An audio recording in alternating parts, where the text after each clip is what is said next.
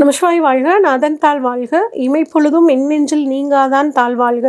ஓம் நம சிவாய, ஓம் நம சிவாய, ஓம் நம சிவாய. குரு வாழ்க, குருவே துணை. அனைவருக்கும் வணக்கம். நான் உங்கள் சங்கீதா ராம்குமாருங்க. நம்ம ஜூன் மாத ராசி பலன் எப்படி இருக்குது அப்படின்னு சொல்லி பார்ப்போம். இந்த மாதத்தோட கிரகநிலைகள் எப்படி இருக்குது அப்படின்னு பார்த்தோம்னா, மேஷத்தில் சுக்கிரன் இருக்காருங்க, ரிஷபத்தில் சூரியன் புதன் இருக்காங்க, மிதுனத்தில் குரு இருக்காரு. இப்போ குரு தற்பொழுது இந்த மாதம் பயிற்சியாகி மிதுனத்துக்கு வந்திருக்காரு. அடுத்து பார்த்தீங்கன்னா உங்களுக்கு 4ஆம் இடத்துல சந்திரனும் செவ்வாயும் இருக்காங்க, 5ஆம் இடத்துல கேது இருக்காங்க. அடுத்து உங்களுக்கு ராகு பகவான் பார்த்தீங்கன்னா 11ஆம் இடத்துல இருக்காங்க. அதாவது காலபுருஷனுக்கு 11ஆம் இடத்துல ராகு, காலபுருஷனுக்கு 12ஆம் இடத்துல சனி பகவானுங்க. இந்த மாதிரி நவகிரகங்கள் இந்த மாத தொடக்கத்தில் இந்த அமைப்பில் இருக்காங்க. சரி, இந்த நவகிரகங்கள் இந்த மாதம் உங்களுக்கு எந்த விதமான பலன்களை தரப்போகிறாங்க அப்படிங்கிறத நம்ம ஒவ்வொரு ராசிக்கும் வரிசையாக பார்க்கலாம். கும்பராசிக்காரங்களுக்கான ஜூன் மாத பலன்கள் எப்படி இருக்குன்னு சொல்லி பார்ப்போங்க. கும்பராசியை பொறுத்த வரைக்கும் அவிட்ட நட்சத்திரத்தோட 3-4 பாதங்கள், சதய நட்சத்திரம், புரட்டாதி நட்சத்திரத்தோட 1-2-3 பாதங்கள் இருக்குங்க.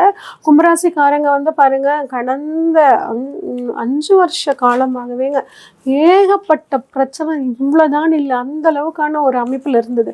ஆனால் இப்போ பாருங்கள், இந்த மாதம் அப்படியே ஃப்ரீ ஆகிட்டீங்க, ரிலாக்ஸ் ஆகிட்டீங்க.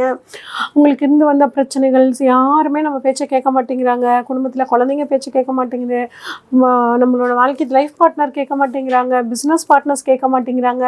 நம்ம என்ன பண்ணாலும் அது ஏதாவது ஒரு தவறான விஷயத்தில் போய் முடியுதுங்க. நான் என்ன சொல்ல வரேன், என் பாயிண்ட் ஆஃப் வியூ என்னன்னு அடுத்தவங்க புரிஞ்சுக்க மாட்டேங்கிறாங்க.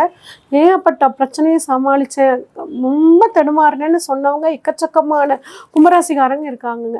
இப்போ இவங்களுக்கு இல்லாமல் இந்த மாதம் விடுவு காலத்தோட முதல் பகுதி, ஃபஸ்ட்டு ஸ்டெப்பை எடுத்து வைக்கிறீங்க. சூப்பருங்க. என்ன அப்படின்னா, உங்களை பொறுத்த வரைக்கும் உங்கள் ராசியில் ராகு இருக்காருன்னு பெருசாக பயப்பட வேணாம். கூடவே பாருங்க, குருவோட பார்வை உங்கள் ராசியவே பார்க்குது. அப்போ குடும்பத்தில் ராகு 2ஆம் இடத்துல இருக்கும்போது குடும்பத்தில் ஏகப்பட்ட பிரச்சனையை கொடுப்பார். இருந்தாலும் அந்த பிரச்சனை எல்லாமே குருவோட பார்வையால் சரியாயிரும்.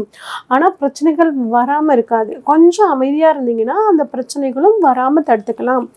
அடுத்து பார்த்தீங்கன்னாங்க, 2ஆம் இடம் அப்படின்னா 2ஆம் அதிபதி குரு பகவான் 5ஆம் இடத்துல இருக்காரு. அப்போ குழந்தை பாக்கியம் இல்லாதவர்களுக்கு குழந்தை பாக்கியம் கிடைக்கிறதுக்கான வாய்ப்புகள், குடும்பத்துக்கு ஒரு புது வரவு வரத்துக்கான அமைப்புகளும் சூப்பராக இருக்குங்க. 2ஆம் இடத்துல சனி பார்த்திங்கன்னா கொஞ்சம் நம்ம பேசக்கூடிய வார்த்தைகளில் மட்டும் கொஞ்சம் கவனமாக இருக்கிறது நல்லதுங்க. ஒரு தடவைக்கு 2 தடவை யோசித்து பேசுங்க. புதுசாக எதுவும் வாக்கு கொடுக்காதீங்க. வாக்கு கொடுத்தா கொஞ்சம் தடுமாறுற மாதிரி இருக்கும், அதனால எந்த வாக்கும் கொடுக்காதீங்க.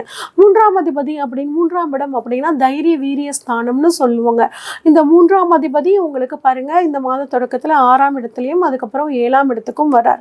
அப்போ உத்தியோக ரீதியாக நீங்கள் பண்ணக்கூடிய முயற்சிகள் உங்களுக்கு சக்ஸஸ் ஆகும் அப்படிங்கிறது கணக்குங்க. அப்போ ட்ரான்ஸ்ஃபர் வேணும்னு நினச்சிட்டு இருக்கவங்களுக்கு ட்ரான்ஸ்ஃபர் கிடைக்கிறதுக்கு, வேலை இல்லாதவங்களுக்கு குறிப்பாக ரொம்ப நாளாக ஒரு வேலைக்காக நான் ட்ரை பண்ணிட்டு இருக்கேன் அப்படின்னு நினச்சிங்கன்னா அந்த உத்தியோகம் இப்போ உங்களுக்கு கிடைக்கிறதுக்கான காலகட்டமாகவும் சூப்பராக இருக்குங்க. அதே மாதிரி கோர்ட்டு கேஸ் ஏதாவது நடந்துட்டு இருந்துச்சுன்னா அதுவும் இப்போ நீங்கள் முயற்சி பண்ணிங்கன்னா அதை உங்களுக்கு சாதகமாக ஈஸியாக மாற்றிக்கலாங்க. அடுத்து 4ஆம் இடம் வச்சு பார்த்தோன்னா, 4ஆம் இடம் வீடு, வண்டி, வாகனம், சொத்து சுகங்களை, தாயாரை சொல்லக்கூடிய ஒரு சுகஸ்தானம். இந்த இடத்துல பாருங்க, சூரியனும் புதனும் இருக்காங்க. இது புத ஆதித்ய யோகம். அப்போ திட்டம் போட்டு நீங்கள் சொத்துக்கள் வாங்கக்கூடிய ஒரு யோகம் உங்களுக்கு பார்த்தீங்கன்னா ரொம்பவே சூப்பராக இருக்குங்க. நான் வாகனங்கள் மாற்றலான்னு யோசிச்சுட்டு இருக்கிறவங்க இப்போ வாகனங்கள் மாற்றக்கூடிய யோகம், புதிய வாகனங்கள் வாங்கக்கூடிய யோகம் எல்லாமே சூப்பராக இருக்குங்க. அடுத்து 5ஆம் இடம் அப்படின்னு பார்த்தோம்னா, 5ஆம் அதிபதி 4ல் இருக்காரு. அதுவும் 6ஆம் தேதிக்கு அப்புறம் 5ஆம் இடத்துக்கே ஆட்சி பெற போகிறார். அப்படிங்கும்போது சொத்து, அதாவது குழந்தை பாக்கியம் இல்லாதவர்களுக்கு குழந்தை பாக்கியம் கட்டாயம் கிடைக்குங்க.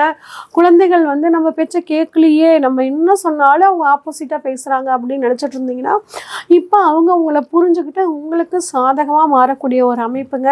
இப்போ ஏதாவது பணம் நீண்ட நாளாக வராத பணம் ஏதாவது இருந்துச்சுன்னா அது இப்போ வர்றதுக்கும், ஒரு அதிர்ஷ்ட வாய்ப்புகள் வர்றதுக்குமான நேரம் உங்களுக்கு ரொம்பவே சூப்பராக இருக்குங்க. குலதெய்வத்தோட அருள் உங்களுக்கு இந்த மாதம் பரிபூர்ணமாக கிடைக்குங்க. அடுத்து 6ஆம் இடத்தை பொறுத்த வரைக்கும் 6ஆம் அதிபதி மாத தொடக்கத்தில் ஆட்சி பெற்றிருக்கிறார். ஒரு எதிர்ப்பு வர்ற மாதிரி வருங்க, அப்புறம் அவங்க தானாக விலகி போயிடுவாங்க. அடுத்து உத்தியோகத்தை பொறுத்த வரைக்கும் வந்து 6ஆம் இடத்துல சந்திரன் ஆட்சியாக இருக்கிறனால ஏற்கனவே மற்ற கிரக அமைப்பின் மூலியமாக உத்தியோகம் கிடைக்கும் அப்படின்னு சொல்லியாச்சு. அடுத்து 7ஆம் இடத்தில் கேது, வாழ்க்கை துணை ஸ்தானத்தில் கேது இருக்கிறனால அவங்களோட உடல் ஆரோக்கியத்தில் கவனமாக இருங்க. எந்த ஒரு விஷயம்னாலும் அவங்கக்கிட்ட டிஸ்கஸ் பண்ணி கலந்து ஆலோசித்து நடந்துக்கிறது சிறப்புங்க.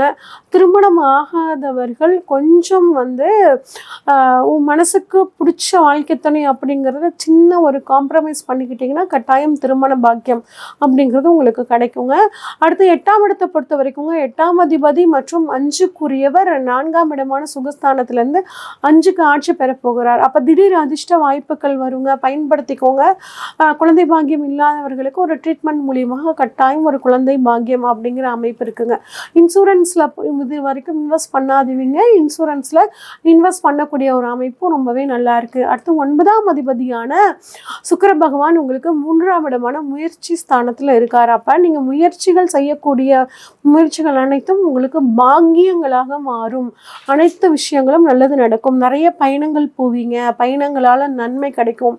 உங்கள் தகப்பனாருக்கும் உங்களுக்கும் ஏதாவது மிஸ் அண்டர்ஸ்டாண்டிங் இருந்துச்சுன்னா அது இந்த சமயத்தில் சரியாகிறதுக்கான வாய்ப்புகள் நல்லா இருக்குங்க. வீடு வாங்கிறதுக்கு, சொத்துக்கள் வாங்கிறதுக்கான அமைப்புகள் எல்லாமே நல்லா இருக்குங்க.